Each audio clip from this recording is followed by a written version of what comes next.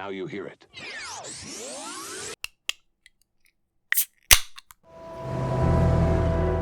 When you're a child, you learn there are 3 dimensions: height, width, and depth, like a shoebox. Then later you hear there's a 4th dimension: time.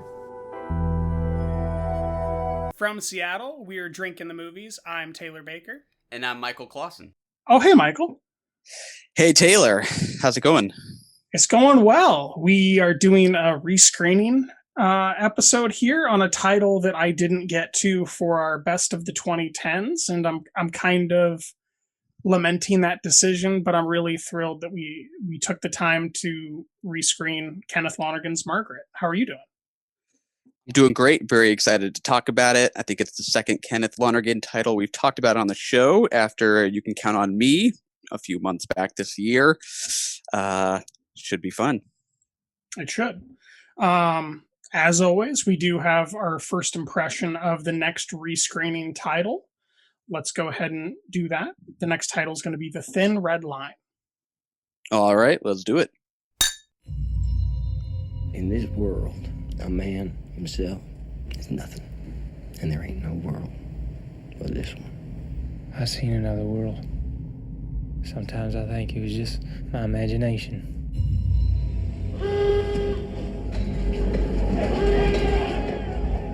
If I go first, I'll wait for you there.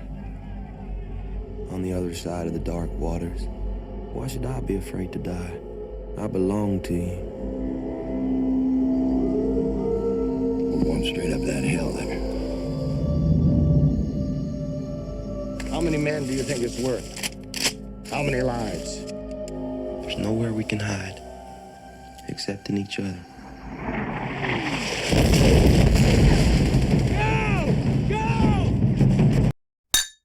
All right, Michael, that was the trailer for The Thin Red Line. What do you think?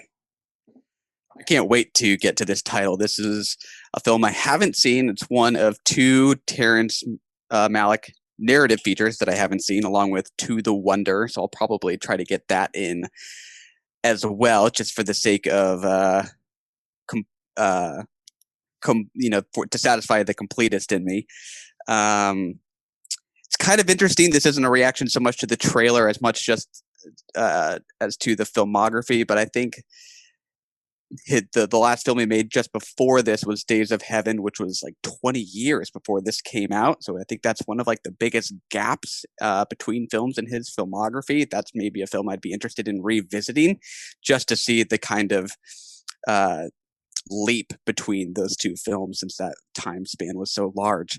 I think it looks awesome. What about you? As you know, I'm a big Terrence Malick fan. I think that his more recent narrative features are kind of some of the best of the last decade as far as films go, which is a little bit counter consensus. The New World is one of my favorite films of all time.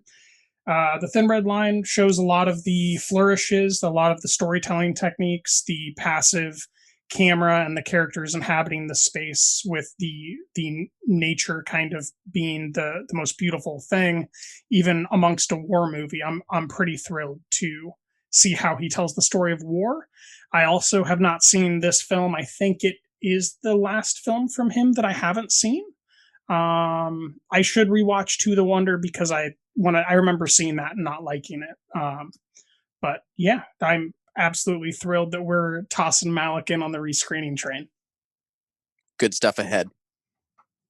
All right. With that, let's get to Kenneth Lonergan's Margaret. What happened to you? Nothing.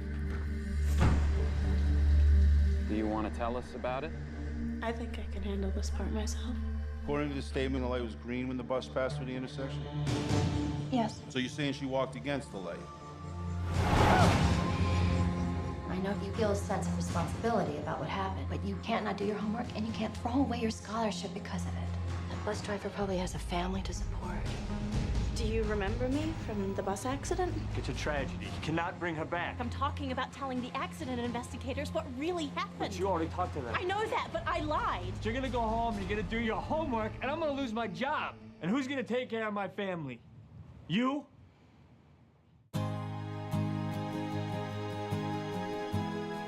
I just need to talk to somebody who doesn't completely misunderstand who I am or what's going on inside me. I feel like you and I used to relate to each other really well. I feel so bad about what happened, and I'm trying so hard to do something about it. The worlds of one would leave me alive, and yet you will weep, and know why. It is Margaret you mourn for. Okay, Michael, where do we begin on this New York tale of murder and sadness and happiness? And I guess it's kind of an opera, huh? Yeah, operatic, is that the word that maybe comes to mind? Maybe, especially with the extended cut where it actually ends during the opera. Absolutely. So maybe we'll start there. This came out towards the start of the decade. I feel like it is a film that kind of hobbled its way into the consciousness of film culture because it was entangled in lawsuits during post-production and got a limited release in theaters in 2011. 14 theaters. Yeah, with a cut that Lonergan, I think, was not particularly satisfied with. That was not as long as he wanted. And then the next year, 2012, a 3-hour extended cut was put out on DVD. And that's the one that we're going to be talking about more specifically today. But we'll probably talk a little bit about the differences between the theatrical and extended cut, since there are some meaningful or at least notable differences between the two, I think.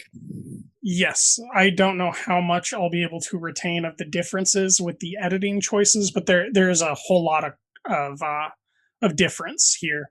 I think the first thing you have to do to kind of explain a movie that is this packed with talent is to list out some of the talent that is squeezed together into this New York piece, kind of like tenants in a New York apartment building. Most notably, we have actor, writer, and director Kenneth Lonergan himself playing the father. Then we have J. Smith Cameron playing the mother of our main character. We have Anna Paquin. We have John Gallagher Jr. We even have Olivia Thirlby, for those of us that remember the whackness. We got Kristen Ritter for 3 whole seconds. There's Jean Reno, Mark Ruffalo, Matt Damon, Matthew Broderick, Allison Janney, Kieran Culkin, Rosemary DeWitt, and Glenn Fleshler. There is an incredible immensity of talent on the camera here. Kristen Ritter cameo is one of the more striking shots in the movie, because you keep waiting for Kristen Ritter to come back, surely, right? Yep, nope, just a 3 seconds. That's right. Yeah, a lot of talent in front of the camera for sure. Notably, I think in addition to that, we do have Sidney Pollack serving as producer here, something that I was not aware of until I completed the film, but it definitely, I can see how his kind of game and willingness to just get something made may have benefited a film like this and actually coming to fruition. Got it. Cool. Well, should we talk about the story a little bit? Yeah, maybe a synopsis so that people have any idea what this film is about, because it's hard to define. So why don't we get a synopsis for him? Here is a quick synopsis. New York high school student Lisa Cohen inadvertently causes an accident in which a bus driver, played by Mark Ruffalo, runs over a pedestrian. Guilt-stricken over her role in the woman's death, Lisa's mood swings from normal to furious, with her angry outbursts mostly directed at her mother.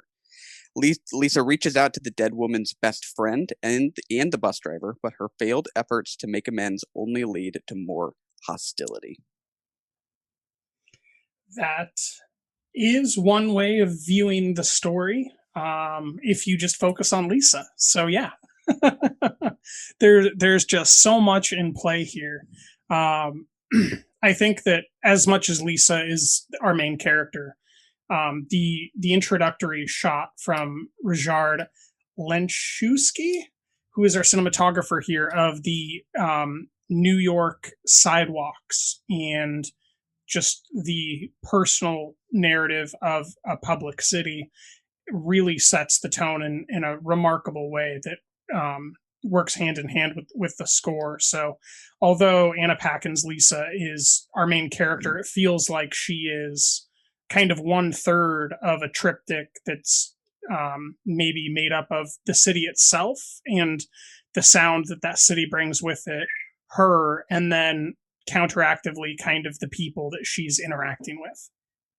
Yeah, absolutely. I immediately thought of that line from Jules Dassin's The Naked City, which we covered at one point on the show, right? Where he says, there are 8 million stories in the naked city, and this has been one of them. This feels like that quote might work even better in this movie than in that movie. Just update the number. Yeah, exactly. Because Lonergan is, focused on Anna Paquin's story and sort of the emotional fallout from this accident she's involved in, but he really welcomes in life beyond her and really openly acknowledges all the people kind of swirling around her in New York City, and really openly acknowledges that her experience is only one of many, many, many personal experiences happening at once in the world. Yes, that is completely the way that I saw it too. I think my favorite thing about Lonergan, just in general as a storyteller, is that he kind of built a really verbose, loquacious background to all of his stories. Maybe not all the main characters talk this much, especially here in Margaret. We have main characters that just talk a lot, but there's always talking over each other happening. And it reminds me that back in the 70s, Robert Altman was told that his films were terrible because you couldn't hear what someone was saying because he was the first person to have 2 people talking at once, and Jack Warner had him fired off of a movie. I think that movie was MASH. I can't remember. But it's amazing what he's done with the ability to have 2 people talking at the same time. And just watching Anna Paquin go back and forth with her mother, played by J. Smith Cameron, who's Lonergan's wife, in real life, is, I mean, it's as juicy as film gets. Yeah. I remember the sort of Altman effect of overlapping dialogue. I remember that coming up when Uncut Gems came out, especially the use of it towards the beginning of that film. Right. Very different effect there, where it's about the hustle and bustle, the chaos of things. Whereas in Margaret, I think one of the things I love about this movie is I can't think of many films that capture as well as this one does how we all feel like we're at the center of our own emotional universes. And you feel that particularly intensely when you're young. But really all of our universes are overlapping and affecting each other and going on at once. And the overlapping dialogue, that's one of the more striking formal elements of this one, I think really conveys that. Yeah, you're totally right. And I think that is very strident of you. Oh, well played. Well played. Oh, wait. No, I'm sorry. I didn't mean to use it that way. That's just a little reference to a small interaction that is had between Anna Paquin's Lisa and a character that I'm forgetting the name of that was the best friend of Allison Janney's victim of the bus driver, Mark Ruffalo. I don't know how to really talk about a film like this. It feels like I'm watching the best trappings of film show me a play, or the best, pieces of how film tells stories. The use of the score, which I will say I think got a little bit more labored as this film went on, but in the beginning it's really, really strong. And you just have that sense of snappiness that an actual play would have, and seeing that on film in such a huge scope with so many different characters that you feel like might be friends of Anna Paquin's. Like just at the high school, you get the general sense that these people are real, which is not something you often get from film that is shot this way. We were talking about Nomadland recently, and that film uses actual non-actors to make one main actress feel that way. I think this is something totally different, but very similar in making the story feel true when you don't get the sense that these are actors you're watching, but people.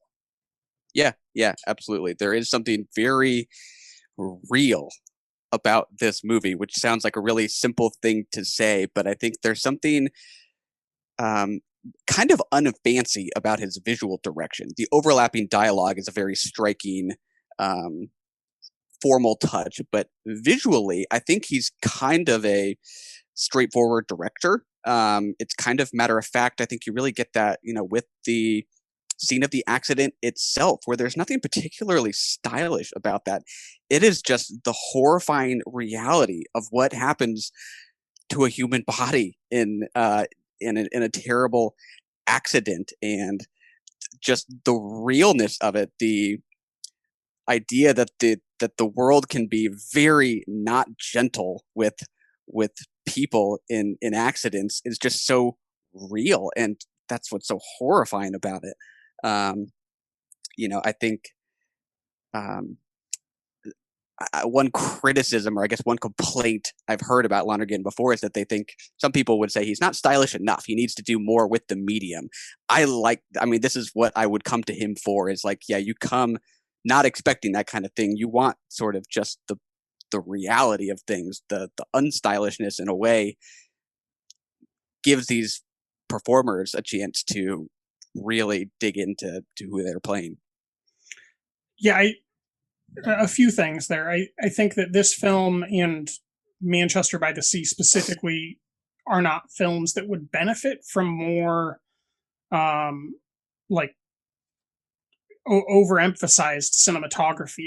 I think that getting really good cinematographers that are passively able to improve any direction that he recommends is really what seals him as a director for me. It's not that any of his films aren't formally dazzling, but they also just never look bad. Like, I can't think of a shot here that I thought looked bad, was poorly composed, had bad lighting, bad reflection work. Like, he manages to make the police or the police precinct not feel ugly, but it doesn't really feel fancy either, like we get from the offices in the film Dark Waters, with also starring Mark Ruffalo. Here we're just getting kind of a passive narrative where the purpose of the plot itself is that no one's more important than anyone else at some level. And I think that his direction feeds into that, with Rijard's cinematography just making everything really beautiful to look at if you pause the film and just look at the way that he shot stuff and how shadows are falling, that type of thing. Referencing the accident that you mentioned, I do think that one of the greatest choices that he made was the basic use of the play prop, essentially, where he has a cart she's pushing that is now flattened, spaghetti that is dried strewn over the street, eggs cracked open. It's a really plain way of showing an accident that is incredibly effective. I think it's one of the most memorable props that I can think of in the last 10 years. And I'm only sitting on a couple days with this film, but I really can't think of another prop that has as much crux to a story. Yeah. I would agree.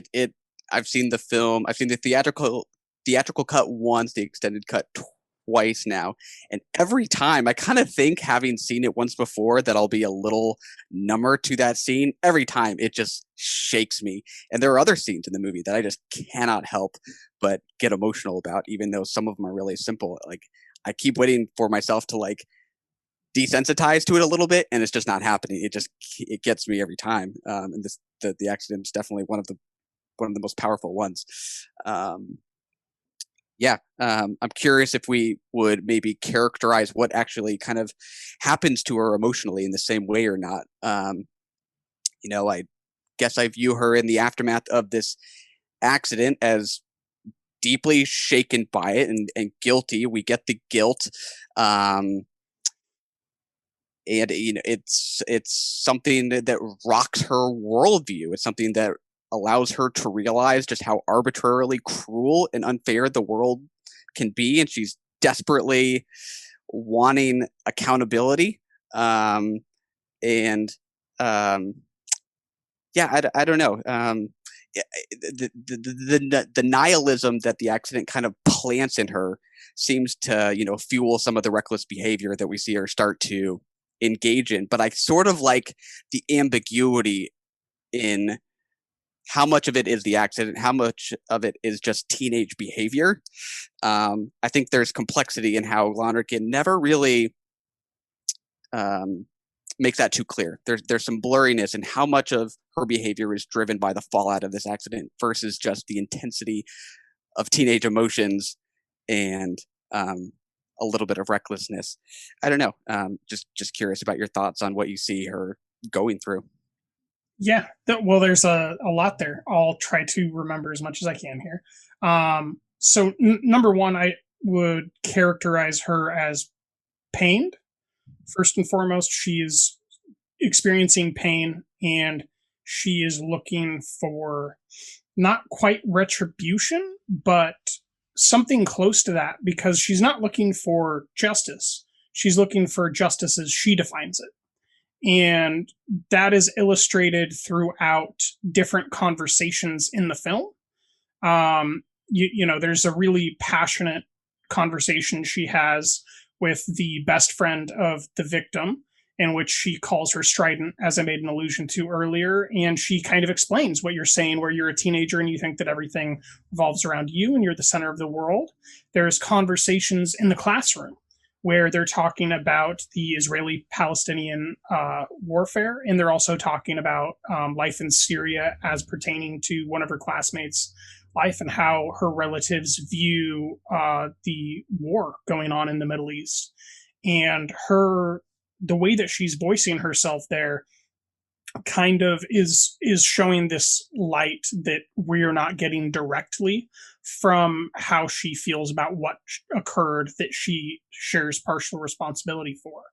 And then the crucial moment in the film that I think I didn't pick up on the first time is when she actually declares that it's her fault, and that Mark Ruffalo doesn't know that it's his fault. He's still driving around on the street. He doesn't know. And that moment occurs when they're settling for $350,000 a lawsuit with the bus company. And it is incredibly brutal. It's more brutal than when her mom calls her a cunt and she calls her a cunt right back. Like there is some absolutely brutal scenes here. And I think that on reflection, that hits way harder than even the bus death does.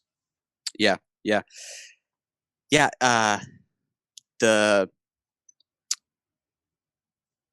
emotion that just she unleashes in that monologue where she finally confesses her guilt is, just one of several examples of how precise and how great the dialogue is, because there's so much meaningful information, but there are these little humorous nuggets in the middle of these monologues too. In that particular monologue, I think that's where halfway through it, she apologizes for the way that she is and says something like, "It's not my fault that my mom's an actress." And this idea that she thinks she's theatrical and emotional because that's how she's always watched her mom behave. I love that little nugget that she has that self-awareness. She's almost blaming her mom for her behavior. Again, a little bit about her self-absorption.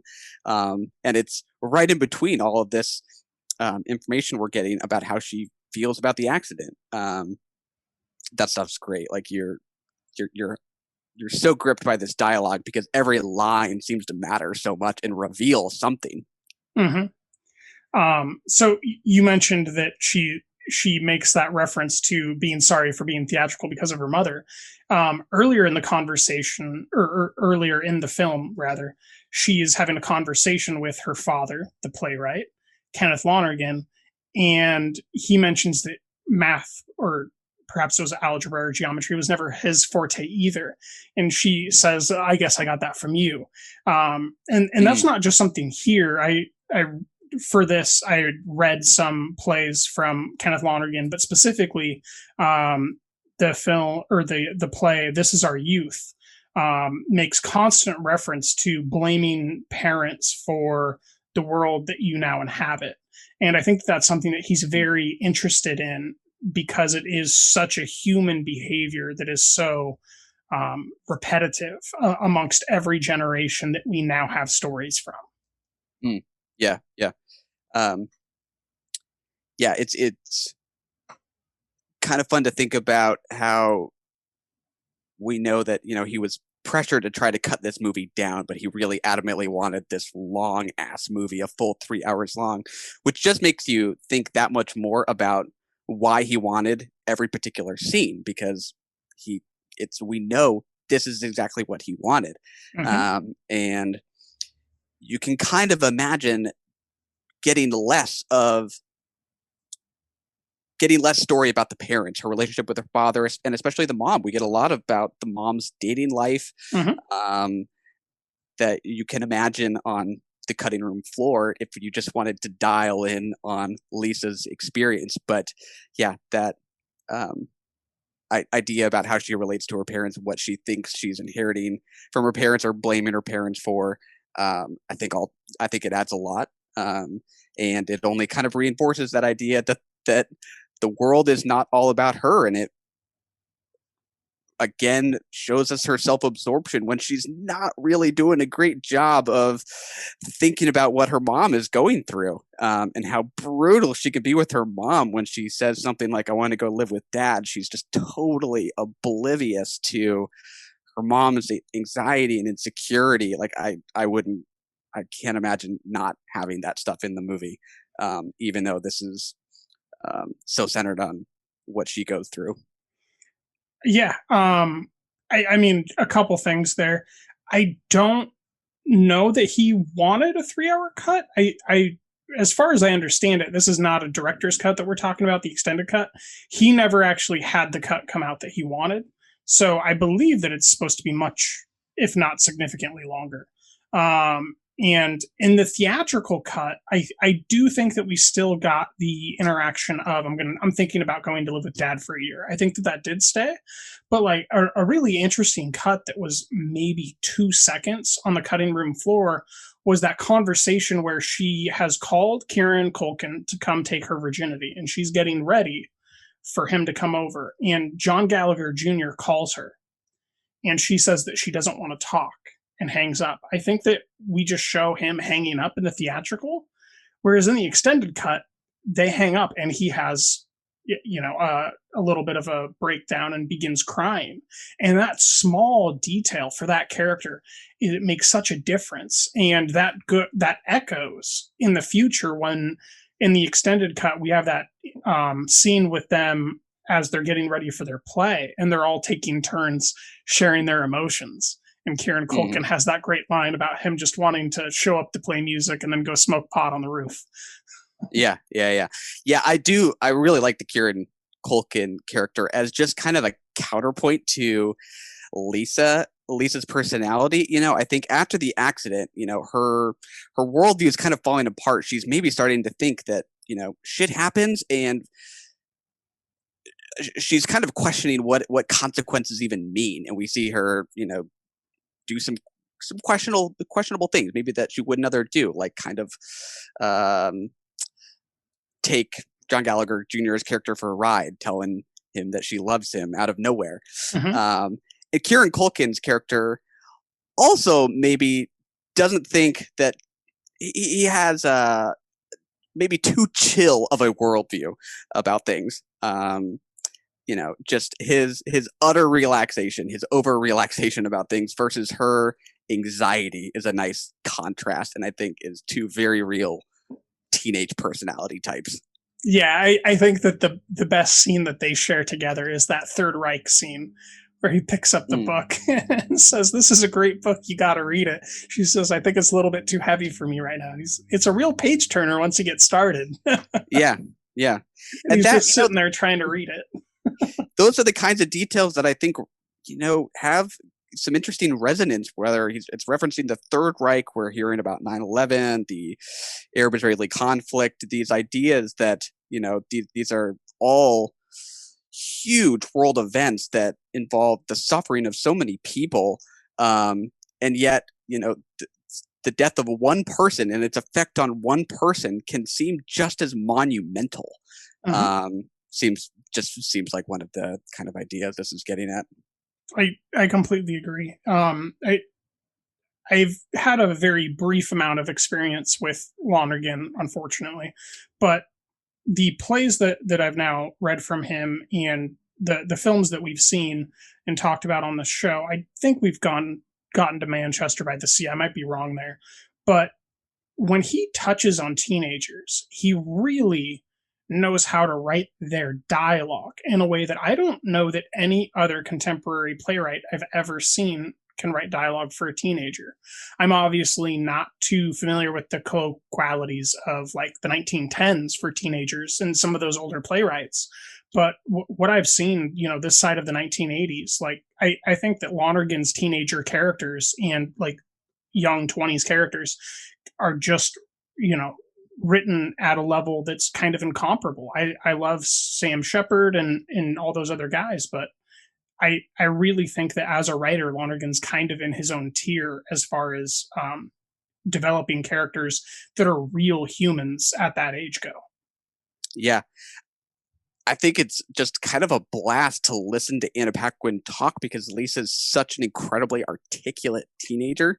So this combination of the just outpouring of emotion at times, while she has this incredible kind of vocabulary and she's very well spoken, that combination of the emotional intensity with this articulate way of speaking is just kind of just so fun to hear.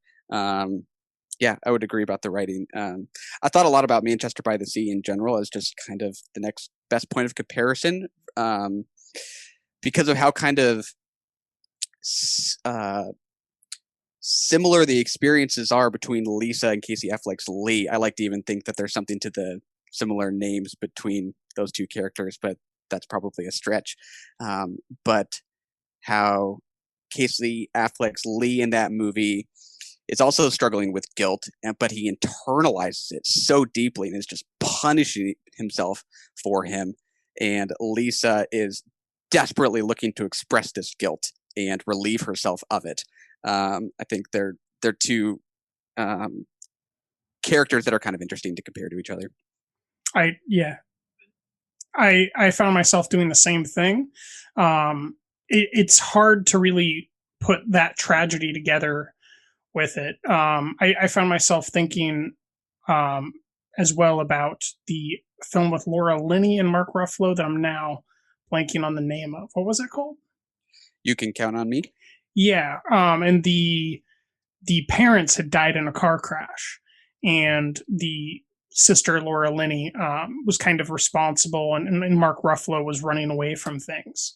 And once again, there's a child character that kind of becomes the centerpiece. So that's kind of how he tells stories, is through the generations, like many great playwrights have, where he has these differing generations, and it's always the youngest generation that kind of in the piece itself that ends up kind of bringing the thematic resolution, if you could say that Margaret even has one. Although that is a pretty great ending point in the extended cut after crying and hugging her mother. I do have one thing that I don't quite know what to do with, and that's the younger brother. I didn't get the sense that he was developed as much as he should have been, especially the first hour of the theatrical cut. He seems like a much more important character, and by the end of the extended or theatrical, you're kind of like, what's going on? I would completely agree. I don't know that I absolutely love this movie. I would consider it a favorite movie. It still feels imperfect to me, and I'm just kind of okay with that. And that character is totally one of the imperfections, I guess, where sometimes it feels like he's just not even part of the family in a way. I don't know why. He's just odd. He seems a little out of place. I'm totally with you on that. Maybe I overstated that I don't want to put words in your mouth, but that's how I felt. No, I completely. There's weird moments in the film where Kenneth Lonergan is talking to his daughter, and he says, "Say goodbye to someone's name for me," and I go, "Who the hell are you talking about?" And then I remember that there's a little brother, and I'm like, "Is that his name? Have I heard his name?" And then I forget his name, and I agree that this is a film that feels like a favorite, and is imperfect. This is one of those few projects that feels like a living project where I'm not convinced that as long as Kenneth Lonergan's alive that we haven't seen the final cut of it. You know what I mean? Like there might be one more cut that he's working on, because I think that even if you take the extended cut and do some improvements to the sound design on the back half, it could even make it closer to perfect. Yeah. Sometimes there's something about an imperfection that just makes it feel even more like the product of human hands that I kind of like, versus something that just feels like it was the output of a machine or something like that. Yes. Sometimes something too well oiled can actually turn me off a little bit. Like one of the things that struck me was when Lisa goes to Matt Damon to talk about the accident to get his thoughts. There's a continuity error there where we get a couple of shots back and forth between Matt Damon and a student he's talking to at the door. And in one of the shots, they're holding hands. And then the next shot, they're not. But it's a great, like, kind of error because of where this relationship between them ultimately goes. And I love that dynamic between them. But the continuity does not make sense that they're holding hands 1 second and not the next. So it does not seem intentional by any means. But yeah, that stuff weirdly is kind of nice in a way. Yeah, it has a charm to it. I think that while we're talking about kind of that schoolroom scene, we do have to bring up the title of the film is called Margaret, but we haven't brought up why. And that's because in a different classroom, Matthew Broderick reads the class the poem Spring and Fall by Gerard Manley Hopkins, which is kind of a it's a bit of a unnecessary for teaching kids at that age, maybe. It's one of the few poems that I remember learning in college, and just imagining, what was she in, like 10th grade or something? Imagining teaching kids Hopkins poems at that age, just it's a very odd thing to do, but it does introduce us to a poem that kind of timing wise correlates with when Lisa begins to exhibit some of those behavior patterns where we can tell that she's in pain and starting to question giving a falsified police report directly after the accident. And that I think, even though I don't really buy teaching this poem in high school, it works. I do think it works. Yeah. I agree. I guess I like the sentiment well enough that even if it maybe is hard to buy or something like that, I go with it. The poem is about. It's better than right. Better than what? Than having a Walt Whitman poem lead to the title of the film or something. Yeah, exactly. The sentiment of the poem is this girl is crying because she sees that the leaves in this beautiful area have died, and the guy is saying, the speaker of the poem, the writer, I guess, is saying, one day you won't cry over this, but you'll cry, but for a different reason, because that the leaves will come back and one day you won't. And that is, that's just part of coming of age. And that's not something that we explicitly see her realizing, but I like the implication that this is all part of a broader kind of part of growing up that she is kind of about to go through. I like the idea. Yes, it delivers on its premise pretty dang well. A couple other things that are artistic and referenced here. We obviously have Shakespeare in the classroom, and a debate over whether consciousness of God was meant a certain way, in which Broderick gets quite irate with what can only be described as a stoner philosopher. Absolutely one of the funniest scenes in the movie. Broderick is so funny, like just not having the student's opinion. He's like, "You're wrong. Shut up. We're moving on." I love that scene. I don't want to talk about this anymore. We're moving on. And then we have 2 operas. And I'm going to attempt to recount for you these operas and the people that are credited with writing them, but I'm going to butcher it. So just know that. At the end, we have Jacques Offenbach's Le Conte de Hoffmann, and the specific song that they're playing is O Nuit d'Amour, and that's the kind of the ending crescendo where they're moved by the beauty of it and by the context of what's occurred in the opera. J. Smith Cameron and Anna Paquin hug and cry. It's a really, really sentimental moment. I attempted to get through some of the opera. I didn't make it very far this morning, but I think it is a beautiful piece that I probably need to reflect on before I rewatch Margaret here in the next 6 years or so. Yeah. Again, just a nice bit of ambiguity. No words exchanged between them. She gets upset first, then her mom sees her and she gets upset, and they hug. Just lots, you can read into what they're each feeling at that moment, which is probably a lot of different things at once. Yeah, because I mean, as you pointed out earlier, what Cameron's going through is totally different than what Paquin's going through, and she has not been witnessing the emotion that her mother's experiencing in any way. She's been really rude in multiple scenes. So I think that there's more buried in the context of understanding that opera, particularly that scene and song, than I was able to interpret this viewing. Yeah. The optimist in me always kind of looks for the hopefulness in the ambiguity, and I guess I like the possible suggestion that even though we eventually realize how cruel and unfair the world can be in such an arbitrary and random way, one of the ways of dealing with it is through art. And opera is one of the art forms whose emotional intensity seems to understand how deeply we feel things. But yeah, I mean, there's a lot you could extract from those couple shots.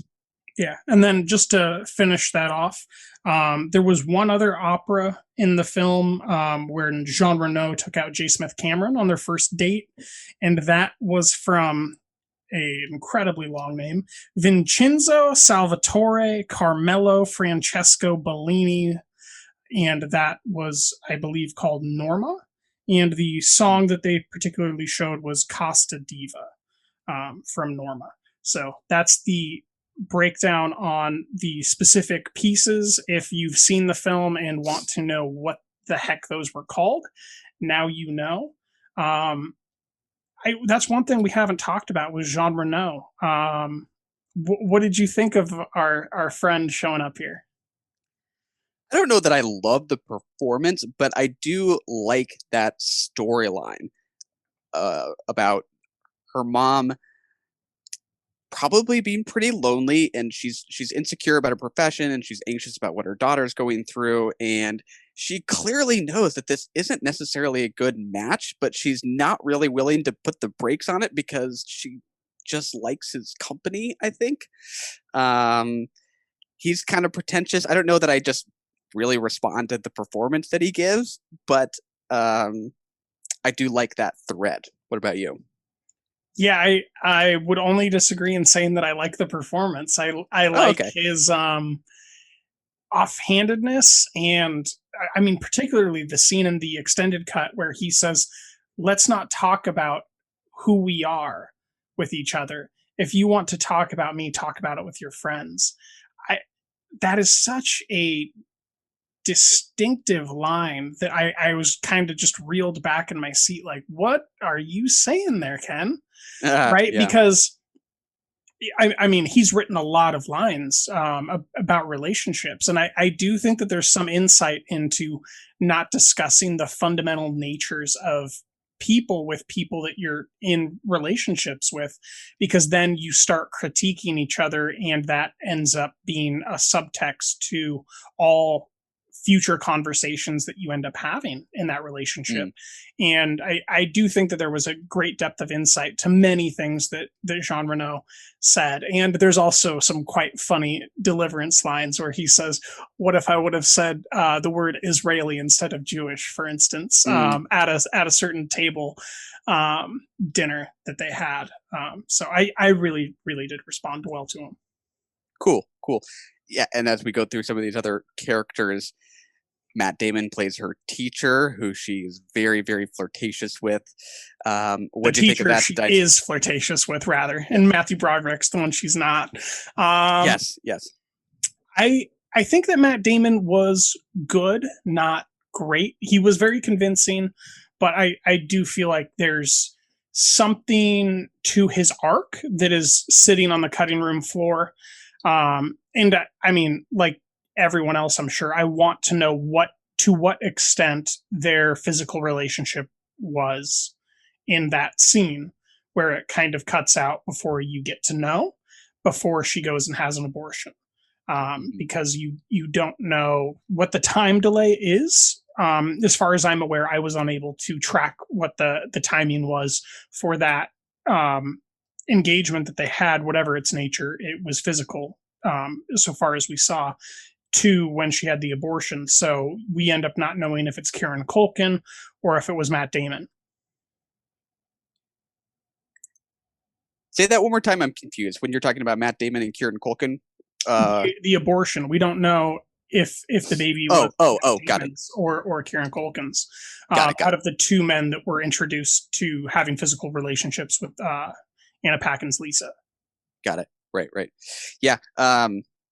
Yeah, I did like Matt Damon pretty well myself. And one thing I like about that thread is that, well, I feel like Lonergan is very sympathetic to everything Lisa is going through. He is not ignorant of her flaws. Her self-absorption is one of them. But also just how kind of manipulative she is in this relationship. And I think that's, best exemplified maybe when she runs into him on his bike and she asks to ride around his bike for a minute, and she's so flirtatious. She says she reveres him like a god. He clearly is attracted. He doesn't really have the strength to shut this down before it gets too far. I kind of like the weakness Damon is carrying as he's interacting with her. But then the second he leaves, all this flirtation just drops off her face, and the kind of seductive smile just falls off. And this idea that she's totally just toying with him, I think is nicely played. And I think that leads to one of the more devastating developments in the movie, which is that after she realizes that this case is just going to result in the cousin of the woman who died getting a bunch of money, I could see her saying, well, I got an abortion. Screw it. Maybe I'll try to get some money out of this. Just the kind of disillusionment from how all this is played out and how this affects her decision making, I think is really interesting. That's a note in the screenplay that I didn't particularly take that read on. That is certainly something that she could have done. I didn't at all think about that. That's a great point. I guess moving on to additional characters, we've danced around her quite a bit. She's in a lot of main scenes, but what do you think of J. Smith Cameron? Oh, I think she's really good. And one of my favorites is a scene that doesn't even matter much. How about the impressions she does of the baby? Oh, and it's Shirley Temple, I think, yep. Right? So good. Those are incredible impressions. Like, I like the idea of Lonergan saying, these are just too good, but these are going in. I think she's great. What about you? Yeah, I've been a fan of hers for a long time. She hasn't had quite the body of work that you want from an actress that you love, but recently she's become kind of a main player in the HBO series Succession, and the work that she does there is just as good. This film in particular, I find so remarkable that it did not release when it should have. I have a lot of questions about if it did end up releasing in 2005 or 2006 when it should have, if J. Smith Cameron and Anna Paquin's careers would have looked remarkably different, if they would have been offered a lot more projects, because the critical acclaim that this film ended up getting in 2011, I can't imagine not being there when all these topics were a lot more fraught and at the heart and at the head of the heart and the mind of many people in this country. I just feel like it would have been this thing that people were talking about in a cultural moment where everyone else would have wanted to go to the theater to see it so they could talk about their experience with it too. And not knowing what their careers would have been if they were Oscar nominated actress J. Smith Cameron and, you know, Oscar nominated actress Anna Paquin is really weird to just think about for me. Yeah, you think about, you know, how large of an audience Manchester by the Sea ultimately found, and how that kind of launched Lucas Hedges in a way. I don't remember seeing him in anything before that. Yeah, it's really unfortunate that this was so troubled in its release, and what this could have meant for a lot of the people involved. Yeah, I mean, if I would have seen this at that time, I might not think of Anna Paquin as the girl that played Rogue from X-Men, you know? I mean, now she's the star of True Blood as well in my collective memories of her appearances, but this is just such a remarkable role, and J. Smith Cameron is so good here that it's just kind of infuriating. But we have the early Olivia Thirlby, early John Gallagher Jr. Both of them are kind of indie film stars that, you know, anybody that likes a good A24 movie probably knows both their names. And then Kieran Culkin. This is, I think, one of the earliest juicy roles for Kieran Culkin also in Succession that I've seen. What'd you think of Kieran? I think he's pretty good as the utterly chill. I don't know if we ever see him smoking pot. Why does he just seem like a pothead to me? I don't know if we actually see him. He talks lighting about up pot or not a lot. We see him lighting up a cigarette, and when he walks in, he says that he totally. God, I forget what the word is, but he used just a pretentious as heck word to say that he like estranged a neighbor while he was in the elevator because he was smoking. And she's like, well, what did they tell you? No smoking. How original. Yeah. There's definitely some arrogance to that. And, you know, I think people always talk about how male directors depict female sexuality on screen, especially you know, young women, and I really think that scene where he comes over because she's asked him to take his virginity is played out very sensitively and totally appropriate, and I think it just totally works. He's talked himself up. He's been so chill and confident about himself, and then he basically fails and kind of delivers an abbreviated performance, I guess I could say. Once again, this reminds me of the previous film, and somehow I'm forgetting it again. Come on, Michael. Laura Linney. Oh, You Can Count on Me? Yeah, there is some sexual moments in that film. Once again, Matthew Broderick's there. But I think that all the films that I've seen him direct are really not over sexualizing the sex that is being had by any character on screen. So I would totally agree with that. But I will say that I think that the use of, you know, light from outside the scene coming through the windows to light the scene so that it was dark added a level of sensuality to it that I think was really expert. I guess the main villain here, Mark Ruffalo. What do you think of the Mark? I like what he's doing here. I think his big moment is when Lisa comes over to his house just to talk about the accident. Just how clearly terrified he is of what exactly it is she wants, I think is really well played, and how natural the emotions that follow are, the anger and the kind of confusion about what she wants. I think that's a really well played scene. Did you like what he was doing? Yeah, that particular scene I thought was really good. The having the ability to kind of take his fury out on his wife, played by Rosemary DeWitt, was also just a great way of setting that scene up so that he has someone to yell at besides her. So he seems a little bit demonstrative, so it's not too hard to believe that he's a bad guy. But you still wonder, how bad of a guy is he? In the end, you never, I think, really define him as a true villain, but rather just a human that, made a mistake and doesn't want to get caught more than anything. And that he has a pattern of that. I think that the silent acting he's doing earlier during the bus scene while she's chasing him and nothing sad has happened yet, and then during the investigation as well, was really, really well played. Because he conveys a lot with just how his body and his eyes are contorted, that ends up setting up essentially the whole film off of his performance there. One small thing that I don't know what to do with is he asks for her phone number during the scene that you brought up. And I do not recall any conversation subsequent to that. I think that that's where the conversation ends. You mean? Yeah, because he asks for the phone number because he's going to sue her, right? And there's just nothing ever develops out of that plot line.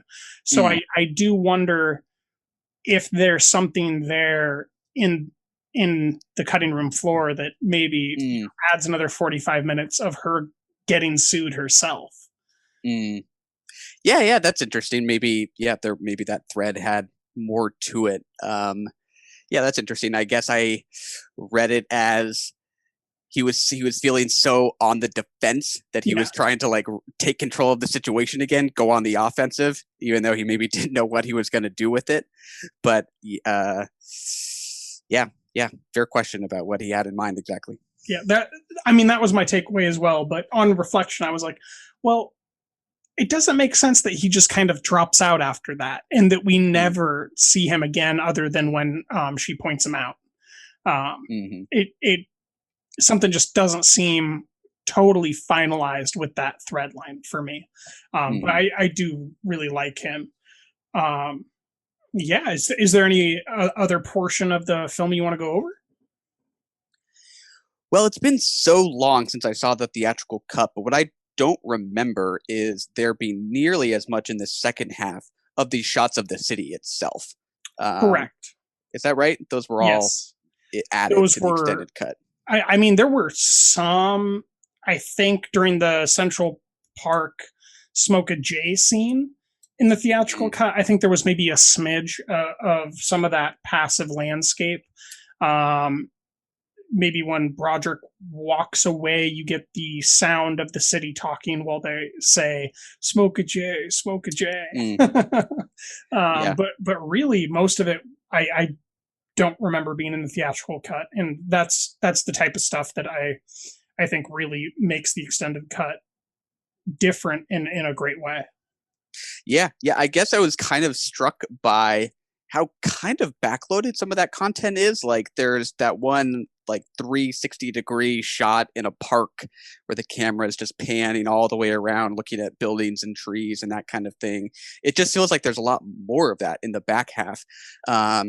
So I don't know. I just find them unbearably moving, even though it's hard to say exactly why. It's just about how the film feels like it's kind of opening up in this back half, and really looking at the outside world. There's that shot where the camera keeps tilting back as it follows a plane that's flying overhead. While she's on the phone, she's totally in her own world, and yet we're seeing, the rest of the world. Everything else is going on around her. Yeah, exactly. I love those scenes so much. That's one of those is going to be my favorite scene. I'll say that. Oh, I like it. I like it. Yeah, I mean, once again, writer, director, actor, I think Lonergan is probably one of my mainstays. You know, he'd be on my current playwright, you know, Mount Rushmore, a face that I could absolutely put up there. Anything else you want to go over? I don't think so. Should we do favorite scenes? Yeah, let's do favorite scenes. You go first. No, you go first. You were already almost there. Oh, you just buying some time. So always. In the extended cut, there is a scene where I still don't know who it was, or if I should. Near the end of the film, we end up on a sidewalk, and you're kind of like, what's going on here? And the camera is facing dark hair and a woman who's walking. And she's waiting for the crosswalk to go green. She begins walking, and she continues walking. And you're going, is this Anna Paquin? We know that this isn't J. Smith Cameron because she doesn't have the right hair for that. But then this person's hair seems too long for that. And you're wondering, who is this? And you're constantly wondering, who is this? As she walks further and further away and becomes engulfed in more and more and more people. And the camera slowly pans up. And it is just such a great passive use of the lens to show you that there's other people in the sea of New York that are just a couple deviations away from your main character that have their own story. And to show it so passively with the camera, it's just a beautiful, striking image that I'm not going to forget. Great pick. I know exactly what you're talking about. Oh, that's an awesome shot. Very hard to pick, but the one that was coming to mind is the fight between Anna Paquin's Lisa and her mom when her mom's getting ready to go out with Ramon. And the fight just escalates over the course of a couple minutes until they're eventually calling each other cunts. Mm-hmm. And they're both just going through two completely different things, and they're both not understanding what each of them are going through, and they're just missing each other's anxieties and worries. And it's also some of the more devastating lines from Lisa, where she's talking about, you know, Mom, it doesn't matter. None of it matters. And right in the middle of her monologue, she says, people are dying out there, and how just sort of not anchored that line is, and how confused her mom is when she says that. Just seems to kind of encapsulate this, what's driving this spiral that she then, you know, falls into. I don't know, just some of the more kind of textured dialogue as they battle each other there, and they're both feeling so much and not quite understanding each other. It's a good scene. I absolutely love that scene. I believe that J. Smith Cameron says before the scene ends something like, well, should I go? Or should I invite him up? I don't even know what we're arguing about anymore. Right. And then she says some retort, and it cuts to her walking with Jean Reno on the city street. Yeah, great scene. All right. Well, that's it for this week, or rather this month, since this is rescreening. We'll be back next month with Terrence Malick's The Thin Red Line. And that is another one in the can. Now you don't.